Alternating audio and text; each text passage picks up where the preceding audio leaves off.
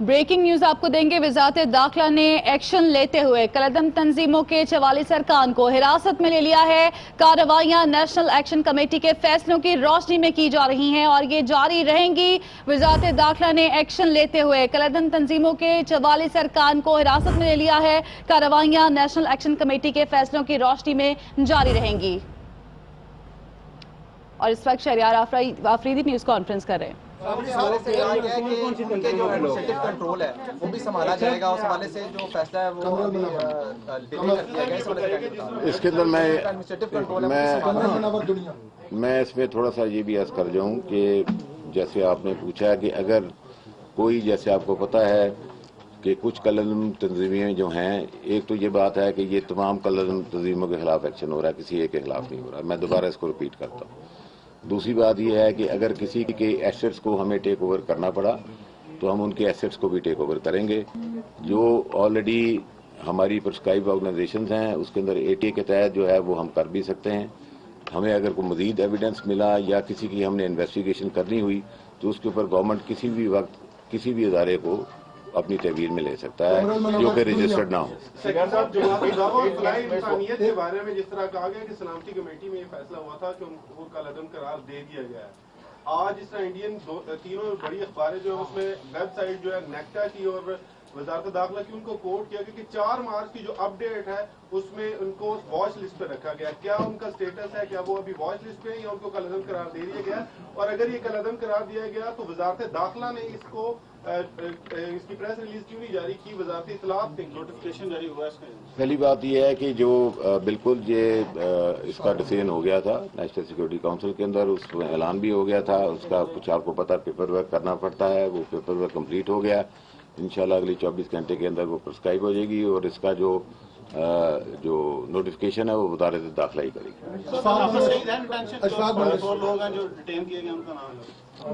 ये अभी हम आपको मजीद नाम नहीं बता सकते। और जैसे मैंने आपको बताया कि जो हमने लोग जो हैं वो प्रिवेंटिव डिटेंशन में लिए हैं, इनकी इन्वेस्टिगेशन होगी और अगर कोई बंदा इसमें कोई इन्वेस्टिगेशन में कोई ऐसी चीज आई तो उनके नाम भी अकॉर्डिंगली रिलीज करेंगे।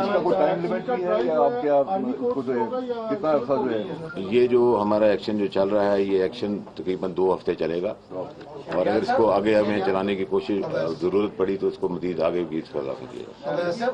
ये बताएं कि ये जरा कंफ्यूजन आ रही है कि हमाद अजहर है या हमजा अजहर है? ये हमाद अजहर है। प्रेस रिलीज में 2 नाम लिखे हुए सर, एक रऊफ है और एक हमाद है। Would you like to explain that these things gonna be go in the military court or is going to be a civil matter? Because civil already failed.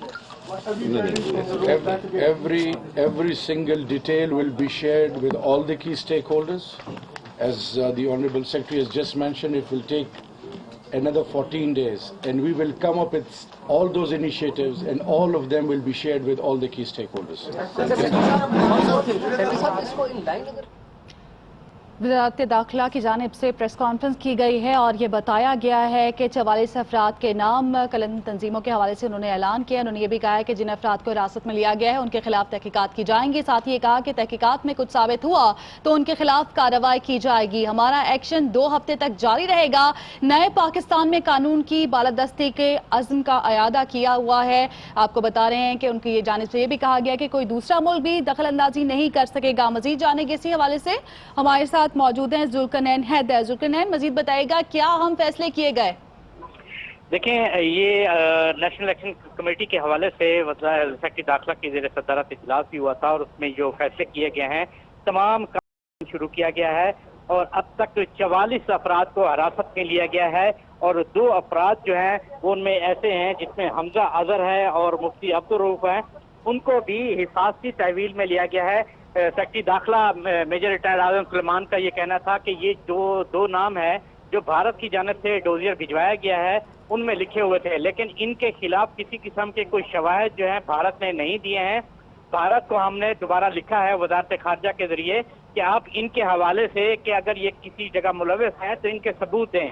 इनको हिफाजती तहवील में लिया है और अगर भारत की जानिब से कोई ठोस सबूत ना मिले तो फिर इनको रिहा कर दिया जाएगा। सिर्फ فی الحال ان کو تفتیش کے لیے حفاظتی تحویل میں لیا ہے کہ اگر ان کے خلاف کوئی شواہد ملتے ہیں تو پھر کارروائی ہوگی، اور اگر بھارت ثبوت دینے میں ناکام رہا تو پھر ان کو رہا کر دیا جائے گا۔ اور یہ بھی واضح کیا ہے سیکرٹری داخلہ کی جانب سے کہ یہ کسی بھی ایک تنظیم یا دو تنظیموں کے خلاف کارروائی نہیں ہے، بلکہ جو نیشنل ایکشن پلان میں یہ طے پایا تھا کہ جتنے بھی کالعدم تنظیمیں ہیں ان کی جانچ پڑتال بھی ہوگی اور ان کے خلاف کارروائیاں بھی جاری رہیں گی، اس تناظر میں یہ کارروائی عمل میں لائی گئی ہے، جو کہ دسمبر 2018 کی ایک میٹنگ میں بھی فیصلہ کیا گیا تھا، اور اسی میں جو ہے اب یہ کارروائی کی ہے۔ اور کارروائی کرتے ہوئے 44 جو کالعدم تنظیموں کے نمائندے ہیں ان کو حفاظتی تحویل میں لیا ہے۔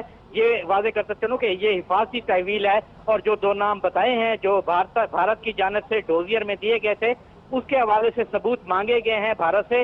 اگر بھارت کی جانب سے کوئی ان دو ناموں کے حوالے سے ثبوت فراہم نہ کیے گئے تو پھر ان کو رہا کر دیا جائے گا۔ اگر کوئی ثبوت آئے وہ ثبوت کا جائزہ لیا جائے گا، کیونکہ سیکرٹری داخلہ کی جانب سے یہ بھی واضح کیا گیا ہے کہ جو ابھی بھارت نے ڈوزیر بھیجا ہے اس میں کسی قسم کے ایویڈنس جو ہیں وہ ابھی تک بھارت نے ہم سے شیئر نہیں کیے ہیں، کوئی ایسی معلومات نہیں ہے جس کے اوپر ہم کسی کے خلاف کوئی قانونی کارروائی کر سکیں۔ قانونی کارروائی اس وقت ہوگی جب ان کے خلاف کوئی ٹھوس ایویڈنس جو ہے بھارت کی جانب سے مہیا کیے جائیں گے۔ تاہم پھر بھی کیونکہ یہ نام تھے پاکستان نے وہ کارروائی کرتے ہوئے ان کے حفاظتی تحویل میں لیا ہے کہ اگر بھارت کی جانب سے کوئی شواہد آتے ہیں تو پھر ان سے تفتیش بھی ہوگی اور قانون کے مطابق کارروائی ہوگی، اگر کوئی شواہد نہ ملے تو پھر ان کو رہا کر دیا جائے گا۔ ٹھیک ہے، ہمارے ساتھ رہے گا وزارت داخلہ کا ایکشن۔ کالعدم تنظیموں کے 44 ارکان زیر حراست ہیں۔ وزیر مملکت برائے داخلہ شہریار آفریدی کا یہ کہنا ہے کہ یہ کارروائی نیشنل ایکشن کمیٹی میں کیے گئے فیصلوں کے تحت کی گئی ہے، کسی دباؤ کا یہ نتیجہ نہیں ہے۔ ساتھ ہی انہوں نے یہ کہا کہ قانونی کارروائی اس وقت کی جائے گی جب ان کے خلاف